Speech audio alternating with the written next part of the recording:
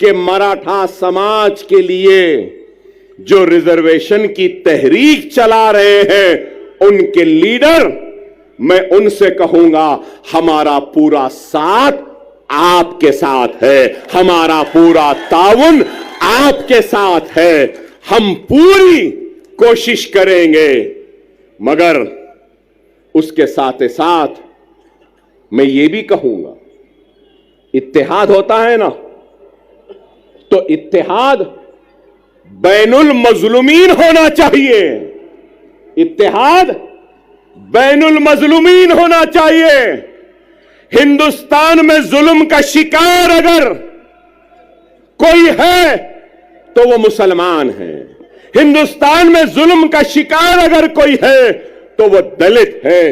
हिंदुस्तान में जुल्म का शिकार अगर कोई है तो वो पसमानदा तबकात है। चलो आओ, मराठा, दलित और मुसलमान इत्तेहादुल बैनुल मजलूमीन बन जाते हैं और अपने जुल्म के खिलाफ आवाज को बुलंद करते हैं।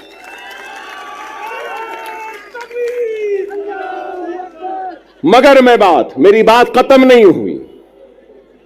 मैं हमारे मराठा समाज के बड़े लीडर जो एहतजाज कर रहे हैं, भूख हड़ताल में बैठे हैं, उनसे कहना चाहता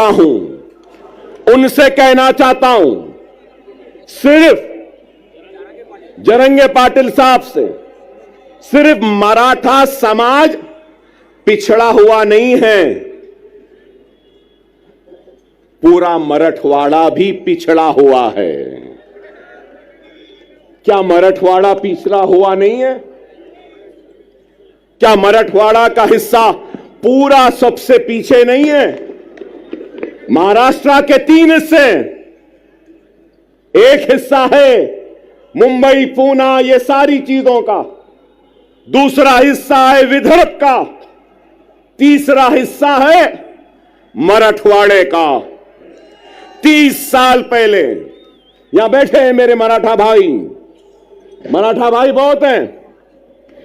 जब मैं मराठा भाई कहता हूं तो सिर्फ मुसलमान, सिर्फ हिंदू मराठा नहीं होता, मुसलमान भी मराठा है, दलित भी मराठा है और मराठवाड़ा में रहने वाला हर कोई मराठा है।